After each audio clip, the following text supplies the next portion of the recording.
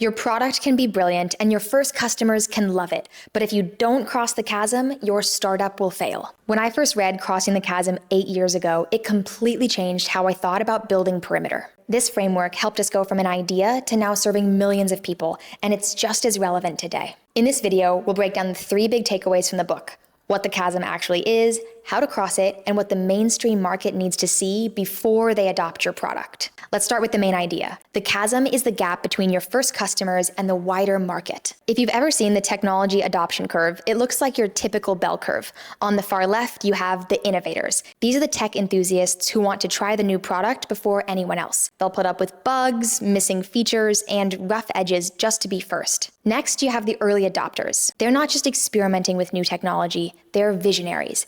They'll take a chance on something unproven if it gives them a real advantage or solves a problem in a better way. Then comes the early majority, and this is where things change. These buyers are extremely practical. They're not necessarily looking for a better or newer mousetrap. They want the safe choice, and they're looking for reliability, proof, and support. The trouble is, the expectations of early adopters and the early majority are completely different.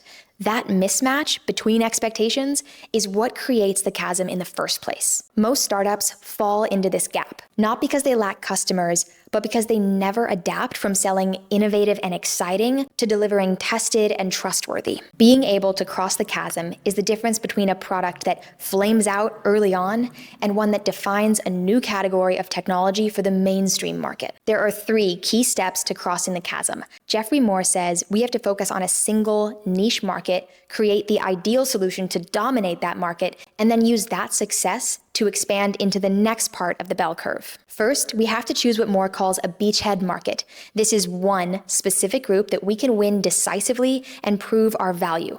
This has to be just one market, not 10 different types of customers or industries, just one. Once we've won the beachhead market, we move to the adjacent one. Moore calls this the bowling pin strategy. Each win makes the next win easier. The bowling pin strategy builds the momentum and the evidence that startups need in order to cross the chasm. By stacking these wins, we create the necessary proof points to move toward the early majority. Moore explains this works because companies are hyper-focused on the right thing. When startups spread across too many markets or customer segments at the beginning, they dilute resources and end up half solving problems for everyone instead of fully solving those problems for someone specific. But when you focus, you can dominate a small market by becoming the best in the industry. And becoming the leader in one segment is the wedge you need to then expand to the others. So that leaves us with the question of what the mainstream market, aka the early majority, actually needs to see in order to adopt your product. First, they need evidence. The mainstream market doesn't buy potential. They buy proof. That means case studies, references, and success stories from peers. Those things will carry far more weight than any pitch you or your team could ever give, unless your team is one of their peers. Next, your company needs to be the safe bet.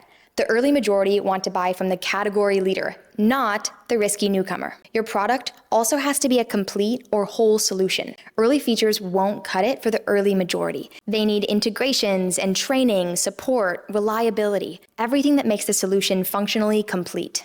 And lastly, they need consistency. They don't want experiments, they want stability for the long run.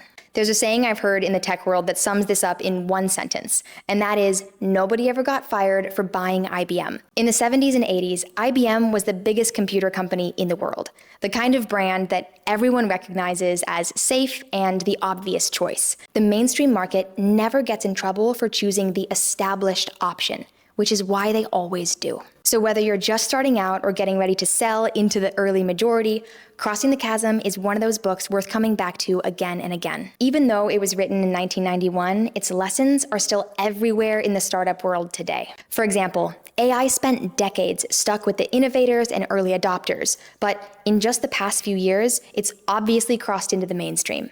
That's the same challenge that every startup faces, the leap from early traction to lasting adoption. Okay, I hope this was helpful. Thanks so much for watching, and I'll see you next Thursday.